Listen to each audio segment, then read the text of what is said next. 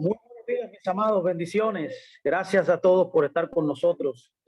Enhorabuena, bienvenidos a Conceptos Adecuados de Edificación. Le habla su hermano Luis Fernando Graciano desde Moca hoy, una ciudad emblemática, hermosísima, señores. Esto es maravilloso, un lugar, mire, totalmente bendecido por las manos de Dios. Desde este lugar estamos transmitiendo hoy en vivo para todos ustedes. Gracias, de verdad, entrañablemente agradecido por Dios, por todos ustedes y por la oportunidad que en este Shabbat tenemos para poder enseñar la palabra. Hoy vamos a hablar un tema maravilloso, la porción llamada la Parashá Naso, donde trataremos hablando del secreto de la Sotá. Un tema, mire, apasionante, maravilloso, donde hay gran bendición y gran información para toda su edificación. Así que permítame dar inicio inmediatamente, dándole la bienvenida a todos ustedes. Gracias de verdad por estar con nosotros. Permítame iniciar inmediatamente esta charla diciendo lo siguiente. Mire, y diciendo algo que dice un gran rabino llamado el rabino Yaakov Yitzhak Horowitz, que dice así, mire, dice, mejor es una persona pecadora que sabe que ha pecado que una persona justa que sabe que es justo. Está hablando el tema aquí de la justificación. Hay mucha gente que quiere justificar su vida, sus acciones, pensando, para que usted me entienda, relativamente que es justa. Pero hay personas que se saben pecadoras, que son personas que han transgredido los mandamientos, pero también reconocen que han pecado. Pregunto, ¿cuál es más importante? Bueno, yo creo que el que reconoce su error, el que se aparta de lo que ha hecho, o sea, refiriéndome a algo negativo, tiene mayor mérito. Eso es lo que está tratando de hablar aquí este gran rabino. Esta es una introducción importante para poder nosotros hablar acerca de este tema llamado el secreto de la sotá. Mejor es una persona pecadora que sabe que ha pecado que una persona justa que sabe que es justo. Así que con esto en mente, quiero que usted tenga esto en mente cuando yo comience a hablar de este tema, porque vamos a concluir. Usted verá que esta frase hará sentido al final de esta charla. Mire, en la Parashá Naso, en el capítulo de Números 4, 21, 7, 89, si un hombre sospechaba que su esposa era adúltera, que su esposa lo había engañado, la palabra de Dios, la Torá prescribe el siguiente recomendatorio, el siguiente procedimiento. Número 12 dice, 5:12, si la mujer de alguno se descarriare y le fuere infiel y alguno cohabitare con ella, ni hubiere testigo contra ella, y el sacerdote hará de que ella se acerque y se ponga delante del Señor. Luego tomará el sacerdote del agua santa, escuche bien, el agua santa en un vaso de barro. Tomará también el sacerdote del polvo que hubiere en el suelo del tabernáculo y lo echará en el agua y dará a beber a la mujer las aguas amargas, note esta palabra, las aguas amargas que traen maldición. Escuche bien que dice, las aguas amargas que se le daban en el rito de la sotá a esta supuesta mujer adúltera. Escuche bien que era una supuesta mujer adúltera, todavía no se había identificado que era adúltera. Era cuando su esposo sospechaba que ella le fue infiel. Este procedimiento, conforme a la ley, se hacía para poder determinar si ella era infiel. Oye, en un lugar tan primitivo, por así decirlo, hace ya casi 2000, 2500 años, este rito se llevaba a cabo para poder determinar que una mujer era adúltera. ¿Cómo una mujer adúltera podía ser determinada dándole un agua? Y yo estoy convencido que el poder de nuestro Dios es ilimitado. Aquí está Dios en medio para poder traer sabiduría, conocimiento, pero también traer justicia y rectitud a su pueblo que él ha llamado y ha santificado. Mire, estas aguas amargas, dice, traían maldición, y las aguas que obran maldición, dice, entrarán en ella para amargar. Note que dice aguas amargas que traen maldición. ¿Qué significa esta frase? La frase de maldición era simplemente que se demostraba que si ella era adúltera o no. Traía maldición porque al ella no reconocer que era adúltera y no confesar su pecado, estas aguas traerían maldición. Sabe que la maldición es un producto de la desobediencia. Así que, mire, permítame iniciar esto y decir esto. En una sociedad licenciosa,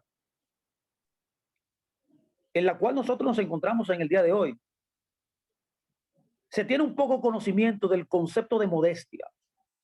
Para este mundo donde la modestia es extraña, este ritual parecería extraño, quizás bárbaro y quizás también misógino.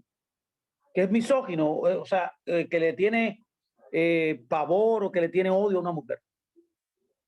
Sería en contra de una mujer, sería algo machista para que usted me entienda. Pero cuando nosotros examinamos todo este tema, entendemos que todo esto es lo contrario.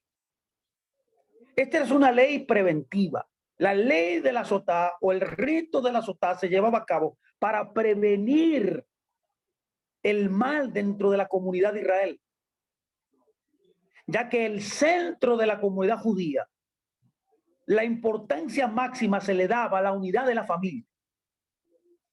Y esto evitaba también situaciones que podían comprometer los valores que unen a los matrimonios. Es por esa razón que la Torá dice, nos da un detalle importante. En Número 5:18 está escrito, el Cohen hará que la mujer se pare delante de Dios y descubra la cabeza de la mujer. Tenga en cuenta que su cabeza está cubierta. Tenga en cuenta que tener la cabeza cubierta era señal de autoridad. O alternativamente que su cabello estaba ligado. Las mujeres en esta sociedad eran mujeres que practicaban el zinut. Eran mujeres que practicaban, para que me entienda, practicaban la modestia. Era una sociedad que practicaba la santidad, lo que hace que el juicio de las aguas amargas que estamos nosotros dilucidando sea algo raro. Comenta el rabino Obadía y Jacob Seforno, un gran sabio. Dice lo siguiente: si su mujer se aparta, ella se desvía del camino de la modestia. ¿Vio? ¿Cómo una mujer se apartaba del camino de la rectitud? ¿Cómo una mujer se aparta del camino, el camino correcto? ¿Cómo una mujer se aparta de la modestia? Cuando la mujer se desconecta de su marido. Varias fallas previas en la comunicación, quizás, en la confianza daban lugar. Esto debió haber sucedido para que ella se separara de su esposo, que realmente amaba a su esposo. Y cuando ella se apartaba y supuestamente el marido entendía que era adúltera, la llevaba al esposo en humillación. ¿Por qué en humillación? Porque la cultura bíblica es una cultura de honor, señores. El centro real de la Biblia es el honor, es el valor que Dios le dio al ser humano cuando lo creó.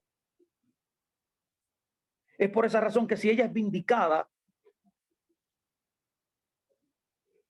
sería humillada para hacer que su esposa inocente sufra esto. Pues lo contrario también sucedía. Cuando ella era libre, o sea, no había cometido adulterio, es interesante, y si era supuestamente llevada por su esposo a ser humillada, y ella se encontraba que no había sido adúltera, el humillado era su esposo. Pero si la mujer sí es culpable, es poco probable que proceda en el ritual. Ella probablemente se le daba una oportunidad de confesar su pecado.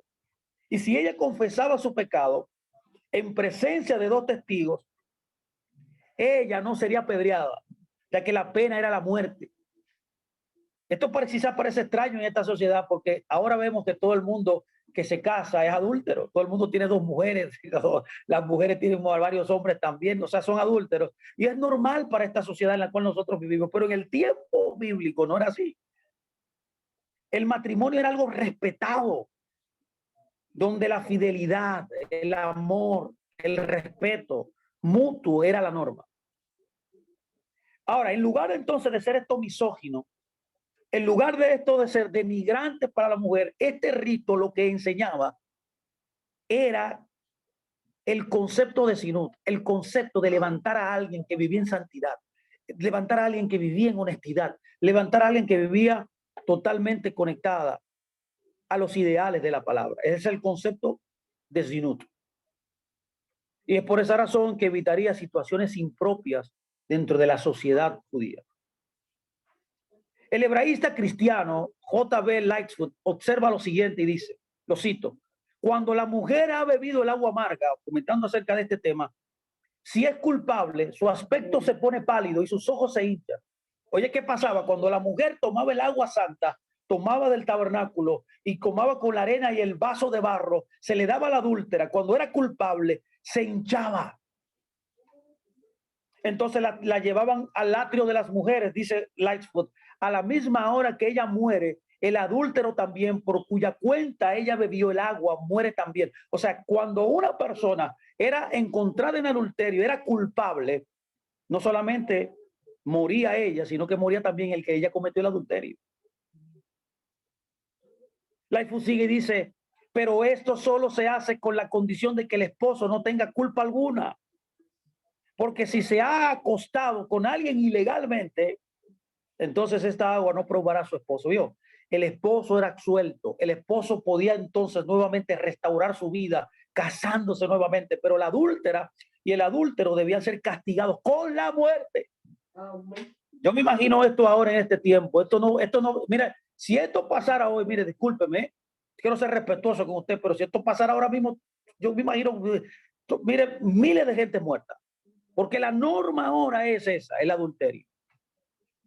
Es por esa razón que si la mujer es culpable, ella ha causado, oye, ¿qué es lo que pasaba aquí? Ella había causado que el nombre de Dios, el nombre divino del Boreolam, del creador del universo, sea borrado de las aguas amargas.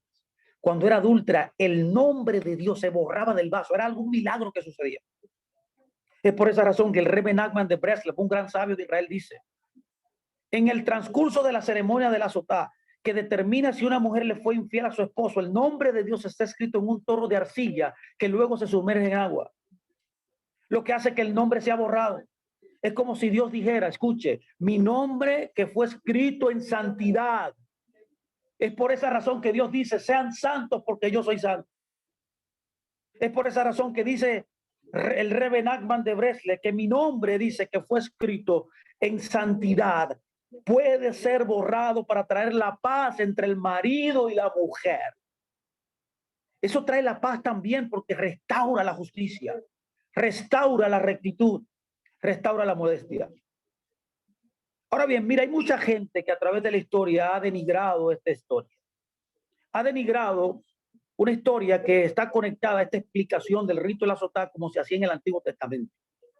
Y esa es la historia del libro de Juan, donde hay un gran y muy controversial verso donde habla de que Yeshua se le presenta a una mujer supuestamente adúltera. Mire qué dice el libro de Juan. El libro de Juan, en el capítulo 8, verso 2 al 6 dice, y por la mañana volvió al templo y todo el pueblo vino a él y sentado él les enseñaba. Entonces los escribas y los fariseos le trajeron una mujer sorprendida en adulterio y poniéndola en medio les dijeron, maestro, esta mujer ha sido sorprendida en el acto mismo del adulterio y en la Torá nos ordena Moisés apedrear a tales mujeres. Tú pues, ¿qué tú dices? Oye, le están confrontando para ver cuál era el veredicto que Jesucristo quería hacer con esta mujer. ¿Qué haría él en este caso? Mas esto decían tentándole. Veo, era una trampa contra él. No era algo para traer sinut, no era algo para traer justicia a esa nación, no era algo para levantar el nombre de Dios, sino que era algo para hallarlo a él falto, para acusarlo, para poder matarle. Por eso dice el texto, más esto decía tentándole para poder acusarle, ¿vio? Pero Yeshua, inclinado hacia el suelo, escribía en tierra con el dedo. Esto es tremendo, esta historia. Mira, hay mucha gente que a través de la historia, eruditos, pensadores, han dicho que esta historia es mentira. Muchas personas enseñan que este pasaje falta en los varios manuscritos importantes. Pero el hebraísta John Hill, que es cristiano, un gran pensador, lo resume de esta manera para que usted entienda.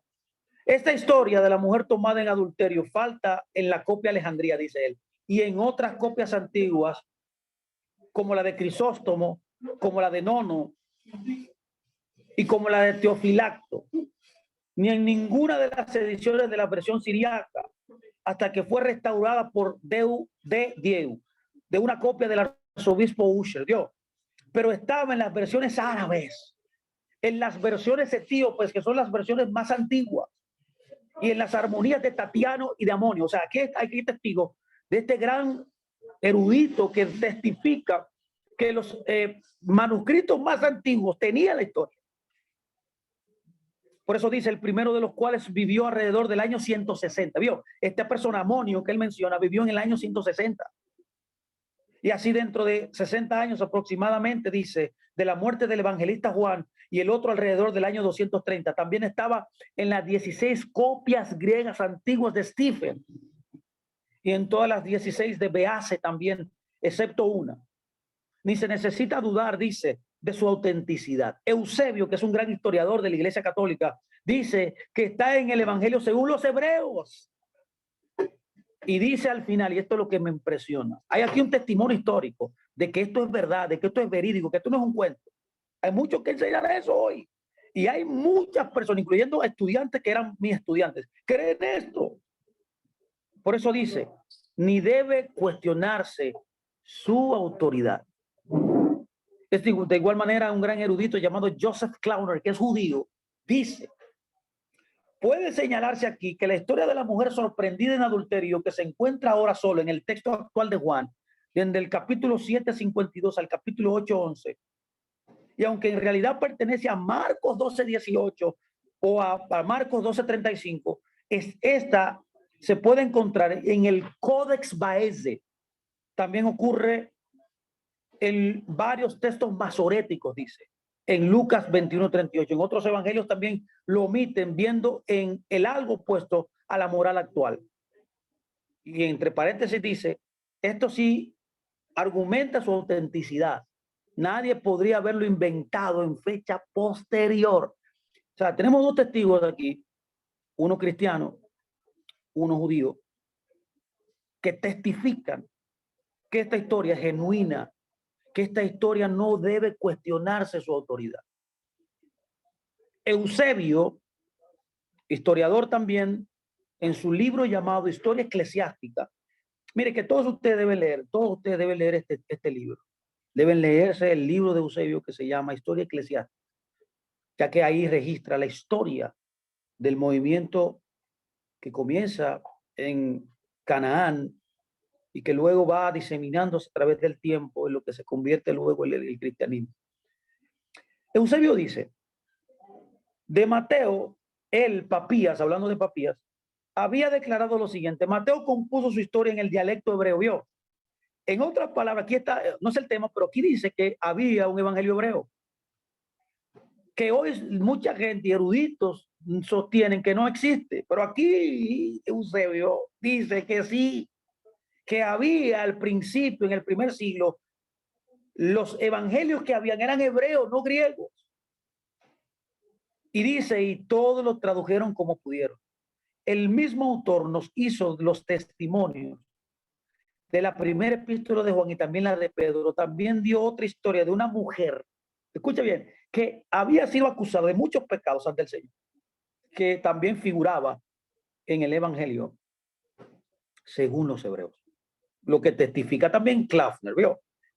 Eusebio nos da la idea entonces que también otro testigo, tres, que este documento, esta historia, el pericope, la historia de la mujer adúltera, es un elemento genuino de la enseñanza de nuestro rabino, de nuestro rabbi y de nuestro maestro.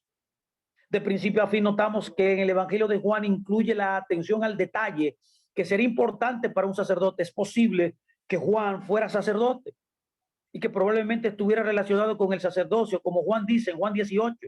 Él dice en Juan 18, 15, 16, y seguían a Yeshua, Simón, Pedro y otros discípulos, y el discípulo era conocido del sumo sacerdote. Hay una conexión con Juan aquí de que parece a través de testimonio que Juan tenía una conexión con el sumo sacerdote. Por eso muchos han entendido que él tenía quizás Quizás él mismo era un sacerdote. Dice, y entró con Jesús en el patio del sumo sacerdote, mas Pedro estaba fuera a la puerta. Pues el discípulo que era conocido del sumo sacerdote y habló a la portera e hizo entrar a Pedro. De igual manera el Talmud especifica la ubicación de donde se llevaría a cabo este ritual en el atrio de las mujeres en el templo. La edición Sotá, en el Talmud hay un tratado llamado Sotá que todo usted debe leer también para que pueda entender todo lo que pasaba en este rito. Pero mire qué dice. Tengo una porción aquí que es interesante. El Sotá 7a dice, si ella dice soy pura, escuche bien, si ella confiesa que es pura, la llevan hasta la puerta este, que está en la entrada de la puerta Nicanor, donde dan agua a las mujeres sospechosas para beber. Los evangelios, mis amados, esta historia que estamos estudiando, que vamos a estudiar a profundidad, describe a Yeshua como estando en el templo en ese momento y una mujer que es traída a él. Parece que está en el atrio de las mujeres, como se llama, el mismo patio donde se lleva a cabo el juicio de la azotada, o sea, de la supuesta mujer adúltera. Ahora bien, detalles como este son importantes para nosotros entender. Probablemente que no se hubiera sabido si este recuento, esta historia se hubiera inventado en una fecha posterior. Concluimos entonces que esta, por registro histórico, que no es un invento. Mucha gente piensa y enseña que es un invento, que es añadido al texto. Y usted quizás lo va a oír por ahí. Pero cuando usted escuche esto, usted tiene el testimonio aquí histórico de 3 personas que testifican que esta historia es genuina. Ahora bien, dentro de la historia, en esta sesión de Juan, entremos ahora de lleno a esta historia. Hay un hecho importante que quiero notar y es el dedo de Dios. Aquí se menciona el dedo de Dios. Este es un detalle sorprendente. Juan 8:6 dice, pero Jesús inclinado hacia el suelo, dice, cuando le llevaron a la mujer supuestamente adúltera, él estaba inclinado hacia el suelo y dice, y escribía con el dedo. Cuando estudiamos todo el registro bíblico acerca de un tema que se parezca a este es el único registro que tenemos de las escrituras de Yeshua. Mucha gente también ha cuestionado y ha pensado, yo creo que quizá usted también lo ha pensado, ¿qué escribía él cuando escribió este verso? ¿Qué escribía, perdón, cuando escribía en la tierra con el dedo de Dios? ¿Qué escribía? ¿Qué escribió? Ahora bien, la respuesta, como siempre, primero decir, no, que hay mucha gente que piensa que no sabe qué pasó, que no sabe qué escribió. Hay gente que dice, no, no se sabe qué escribió. Dentro de los círculos cristianos dice, no se sabe qué escribió, pero ¿será cierto esto? Y como siempre yo le contesto a la gente que tiene ese argumento, yo le digo, no, eso no es cierto. Todo lo que Yeshua hizo está registrado en el Antiguo Testamento.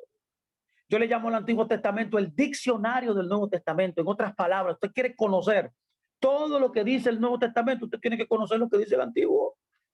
Porque Yeshua vino a cumplir las promesas que se le hizo a los patriarcas. Yeshua vino a cumplir todas las profecías, todo lo que está escrito en el Antiguo Testamento. Y por esa razón debo enfáticamente decir que la respuesta a esta historia de lo que escribió Jesucristo cuando estaba escribiendo en tierra, cuando le llevan a esta supuesta mujer adúltera, está escondido en el Tanakh. Cuando el Eterno, Hashem, nuestro Dios, liberó a Israel, acuérdese, trajo las plagas a Egipto a través, dice, del dedo de Dios. O sea, cada vez que usted escuche algo parecido a esto, tiene que remontarse al Éxodo y conectar esto a lo que pasó en esa historia. El libro de Éxodo 8:19 dice, entonces los hechiceros dijeron a Faraón, dedo de Dios es este, mas el corazón de Faraón se endureció.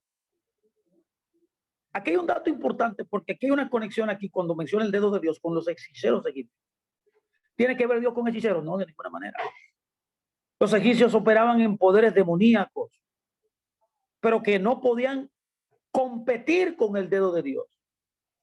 Es por esa razón que se menciona en Éxodo 8:19, el dedo de Dios es este, porque Los faraones pensaban que el poder mágico que ellos hacían, los poderes demoníacos, eran mayor que el poder del dedo de Dios. Por eso mencionan el dedo de Dios aquí. Ahora bien, Yeshua dice, mas si por el dedo de Dios hecho yo fuera los demonios, ciertamente el dedo, el reino de Dios ha llegado a ustedes. Y este fue el dedo de Dios también, este mismo dedo que libera personas, que sana, que restaura enfermedades, que libera del cautiverio. Es el mismo dedo que escribió los mandamientos. Y aquí estamos llegando a la clave de todo esto que escribió Yeshua. Deuteronomio 9:10 dice, y me dio Hashem las 2 tablas de piedra, dice, escritas con el dedo de Dios. Por tanto, como el dedo de Yeshua escribe en el polvo, se hace eco. Es un eco del dedo de Dios que escribió los mandamientos. ¿Qué estaba haciendo Yeshua? Escribiendo en tierra los mandamientos, pero específicamente un mandamiento que dice, no cometerás adulterio. Al igual que las marcas escritas sobre el polvo en el piso del templo, la Torá también fue pisoteada. Y como Jesús escribió con su dedo, era una simbología de lo que sucedió en el Antiguo Testamento, de cuando Dios escribió los mandamientos con su propio dedo. Así también el sacerdote escribió la maldición. Es por esa razón que comenta también J.B. Lightfoot, dice así, fue el oficio del sacerdote cuando probó que una mujer sospechosa inclinarse y recoger el polvo del suelo del santuario, que cuando se había infundado en el agua tenía que dar de beber a la mujer, y él escribiría también en un libro las maldiciones o conjuros que iban a pronunciarse sobre ella. De la misma manera, escuche, nuestro Salvador se inclinó y convirtió el patio en su libro y escribe algo en el polvo, sin duda en contra de estos acusadores que estaban decididos a probar, en analogía a esas maldiciones y conjuraciones escritas en un libro por el sacerdote en contra de la mujer que iba a ser juzgada. Esto dice Lightfoot. En otras palabras, Jesucristo está haciendo algo tremendo simbólicamente hablando aquí, diciendo, para que usted me entienda, yo soy Dios. Él escribiendo, no cometerás adulterio en el libro del espacio sagrado, el lugar donde Dios habita, en el polvo donde se usaba para traer el rito, era Dios mismo escribiendo, no cometerás adulterio con su propio dedo. Eso escribió él. Ahora hay algo interesante que debemos ver aquí. Esta historia es tremenda porque nos enseña cosas tremendas, no solamente de que Dios perdona, de que Dios libera a la gente, de que Dios restaura al pecador.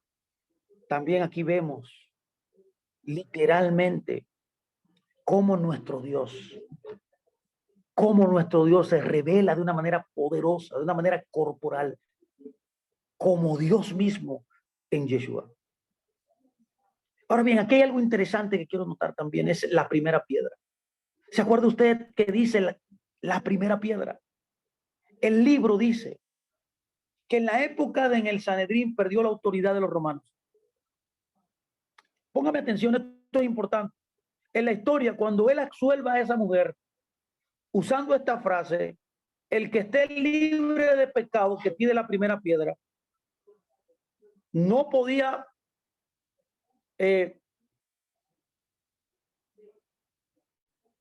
llevarse a cabo literalmente. O sea, la pena de muerte en ese momento no podía llevarse a cabo. ¿Por qué? Porque fue en esa época que el Sanedrín perdió la autoridad de los romanos para jugar los casos capitales. Estaba profetizado que el Mesías aparecería en ese tiempo.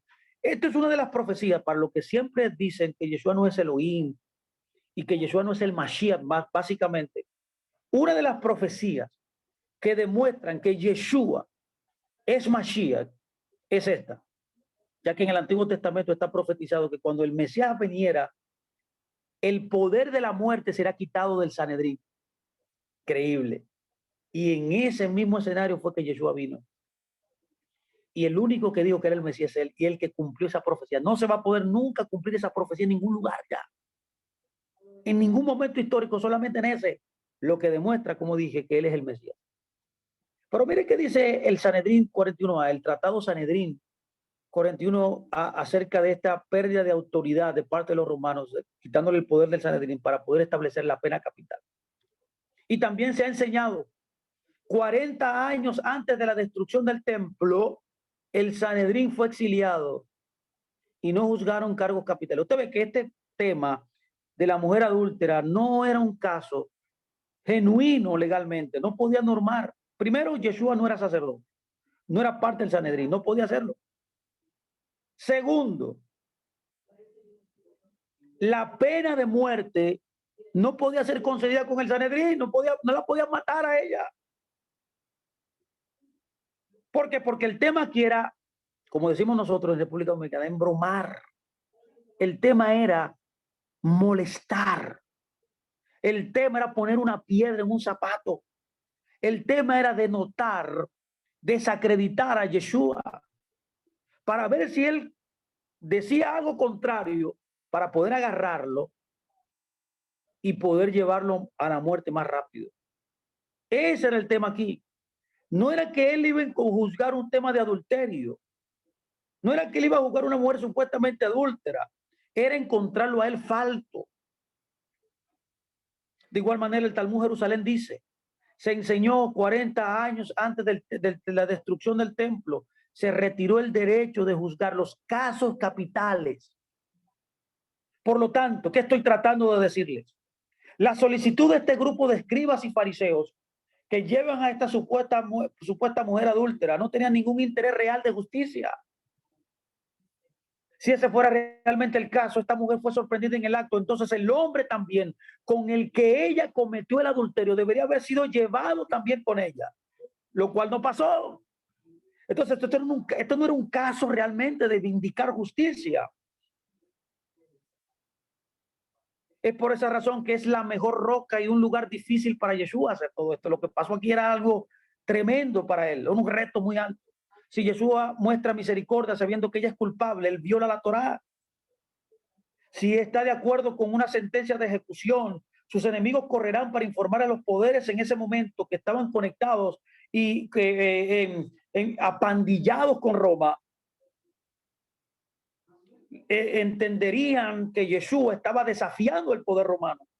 Es por eso que Juan dice, y como insistieron en preguntarle, se enderezó y les dijo, el que esté de ustedes libre de pecado, sea el primero en arrojar la piedra sobre ella. ¿Por qué la piedra sobre ella? Porque la paga de ese pecado era la muerte a pedrada, señores. Él usa una sabiduría extraordinaria para responderle a estos apandillados, a estos haters como en la modernidad. En otras palabras, la respuesta que Yeshua le da es una respuesta asombrosa.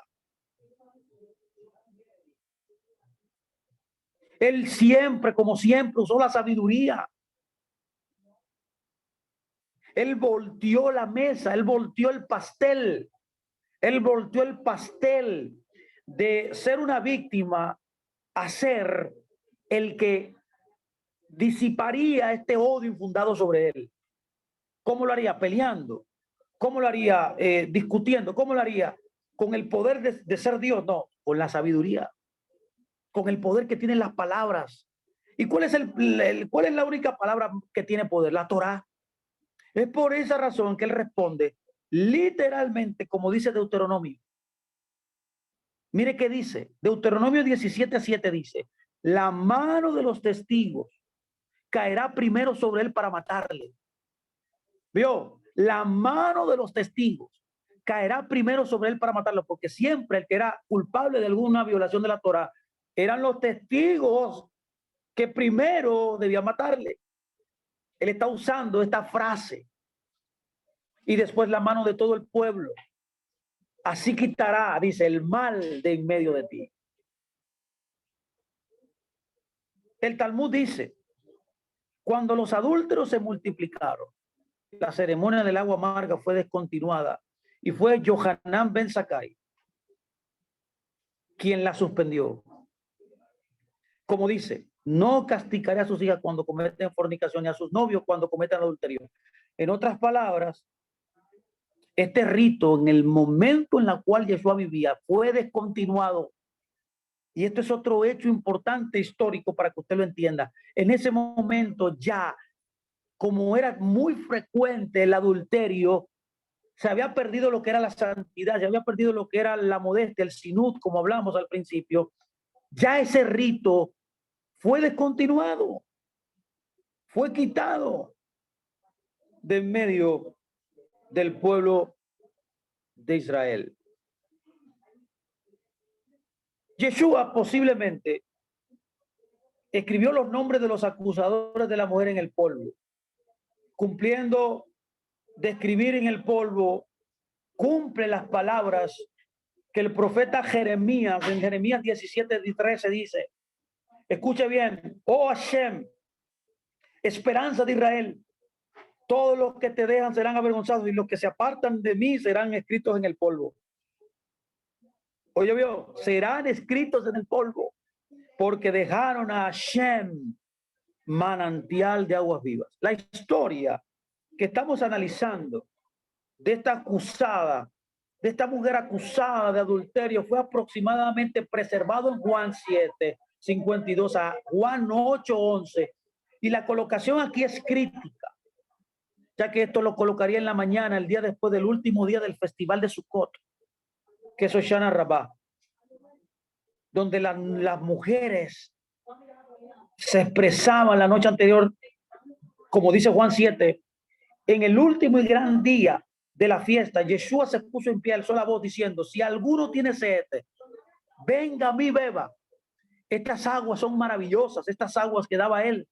Y el que cree en mí, como dice la escritura, de su interior correrán ríos de agua viva. El Ma'in Jaim, en hebreo, Ma'in Jaim, aguas de vida. Durante esta ceremonia, que luego continúa esta historia de la sotá, se realizó el ritual del agua vertida. Bueno, lo hemos explicado en nuestras enseñanzas. Hemos explicado en las enseñanzas de Sukkot este ritual del agua que se hacía en el templo, en la que todos cantaban una canción basada en Isaías 12, que decía, sacarán con pozo, dice la historia, la canción dice, sacarán con pozo aguas de las fuentes de la salvación. La palabra que se utiliza en esta ceremonia es la palabra Yeshua, señores. Aquí hay una conexión importante también con la novia. El Evangelio de Juan no nos dice la identidad de la mujer, lamentablemente, no nos dice la identidad. ¿Por qué? Porque era una expresión más profunda de todo Israel. Era la representación de la novia que somos todos nosotros. ¿Quién era ella entonces? Su identidad sigue siendo un misterio, pero proféticamente y espiritualmente se refería a todos nosotros que somos la novia, la calá de Dios. Es por esa razón que cuando Israel pecó, se acuerda, con el becerro de oro, él rompió las tablas de la ley. La Biblia dice que él rompió, tomó las dos tablas y la arrojó y la rompió ante sus ojos. Cuando el sacerdote hacía la bebida de la sotá, entonces de las aguas amargas, Moisés también hizo que Israel hiciera lo mismo. ¿Se acuerda usted? Cuando en el contexto del becerro de oro de Deuteronomio 9:21 nos dice, y tomé el objeto de su pecado, el becerro que han hecho, y lo quemé en el fuego.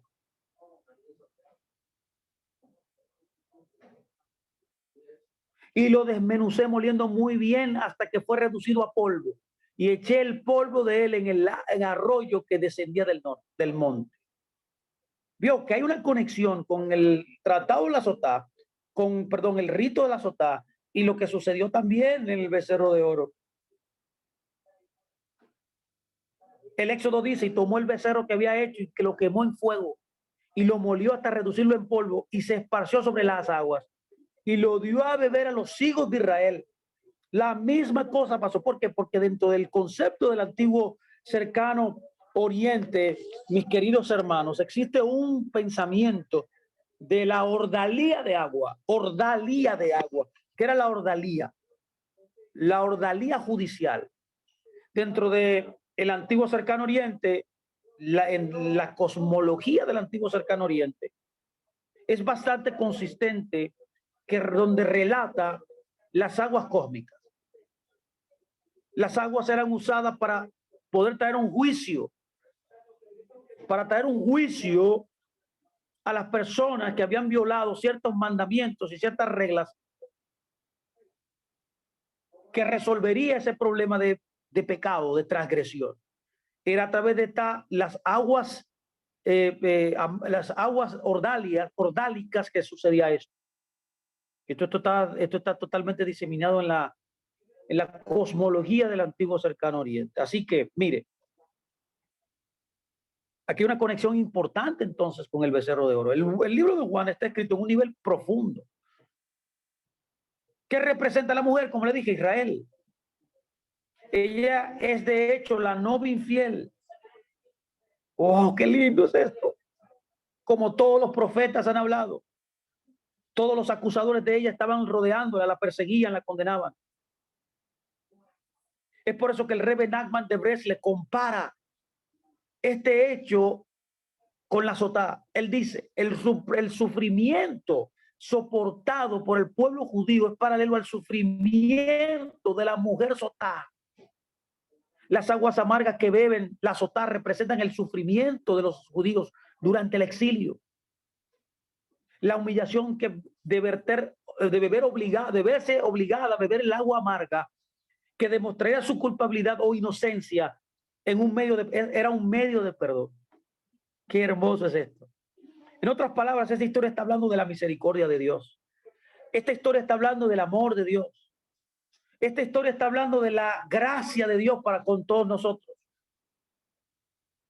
Pero a pesar de todo esto, en el marco de la Torá, Hashem justifica a Israel.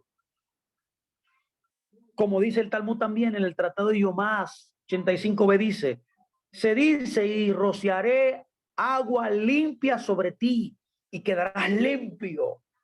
¿Lo puede ver?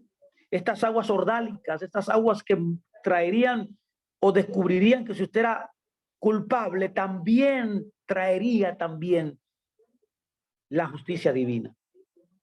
Es por eso que dice el Tratado de Yomá, y además dice esperanza de Israel. Entonces, en las aguas no solamente hay juicio, en las aguas también hay santidad, en las aguas hay perdón, hay misericordia.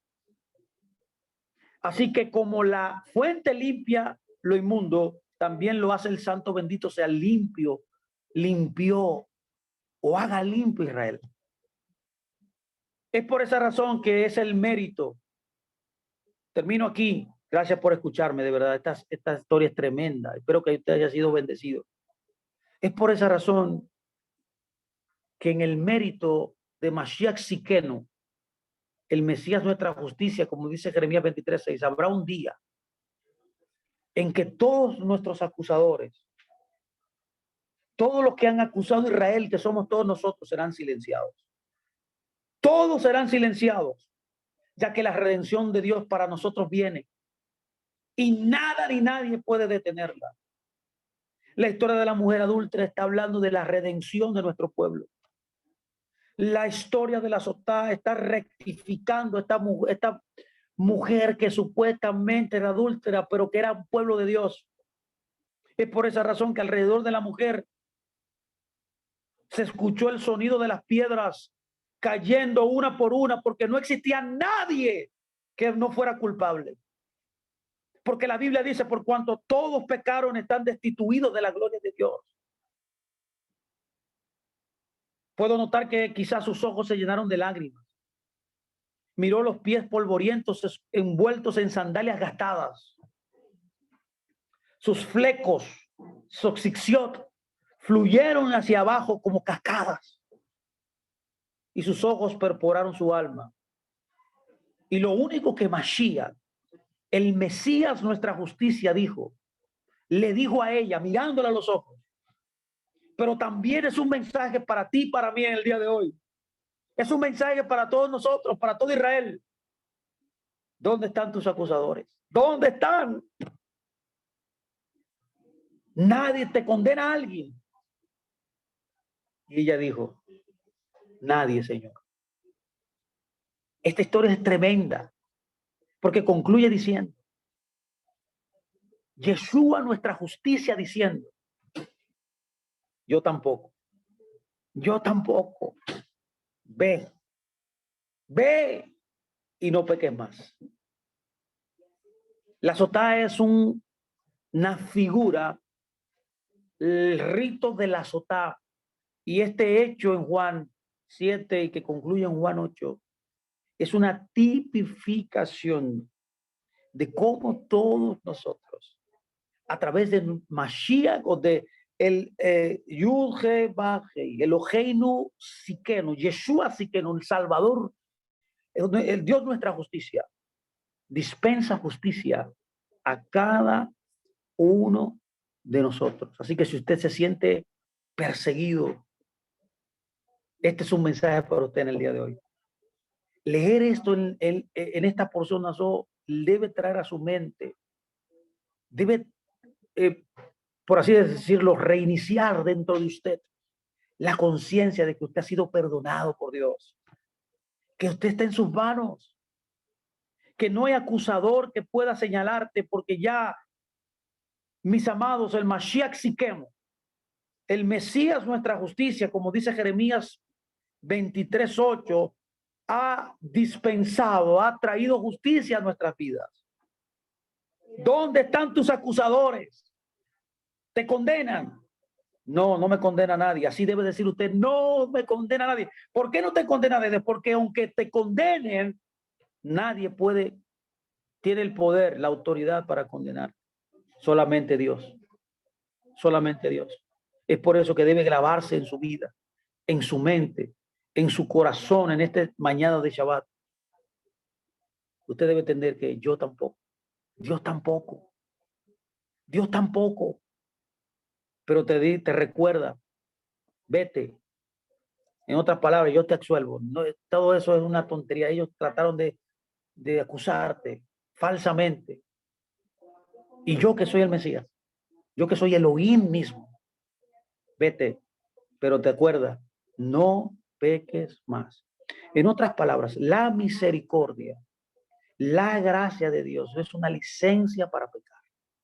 La gracia, el favor de Dios, la ayuda divina, no es para que tú transgredas los mandamientos, sino para que reivindique y tú te encuentres con la idea de que fuiste creado en justicia, fuiste creado en santidad, fuiste creado para vivir basado en los mandamientos de Dios. Este es el mensaje de esta noche, de este día. Y yo espero que este tiempo le haya bendecido y espero que haya aprendido puntos oscuros importantes de esta historia de la adúltera, de este tiempo y de este rito maravilloso de la sotá. Acuérdese, el rito de la sotá trataría de descubrir si alguien era culpable o no. No es un caso de que alguien va a ser condenado, es un caso para verificar si alguien, si la mujer, que somos nosotros, Israel, era culpable o no. Y vemos que a través de esta historia, este rito, es una tipificación de que Israel ha sido justificada por Dios y encontrada justa delante de Dios. Esto es lo que habla esta historia. Cuando la mujer, antes del rito, si era adúltera, confesaba su pecado, era absuelta.